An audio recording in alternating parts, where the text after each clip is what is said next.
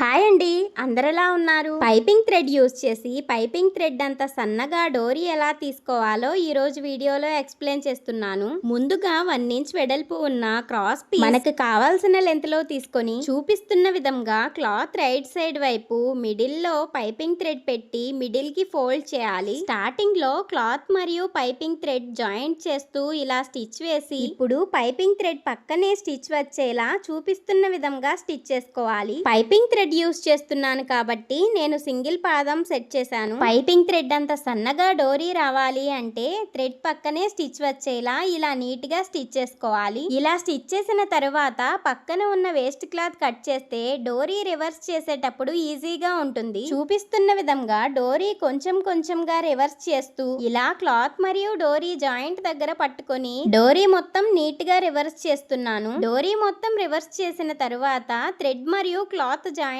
దగ్గర thread cut చేస్తే సరిపోతుంది. డోరీ రివర్స్ చేసిన తర్వాత ఈ థ్రెడ్ వేస్ట్ పోకుండా యూస్ చేసుకోవచ్చు. రెడీమేడ్ డోరీలా సన్నని డోరీ తీసుకోవాలి అంటే ఈ టిప్ ఫాలో అవ్వండి. ఎలా వచ్చిందో కామెంట్ చేయండి. ఈ వీడియో నచ్చితే లైక్ చేయండి. మరిన్ని వీడియోస్ కోసం మన ఛానల్ ని ఫాలో అవ్వండి.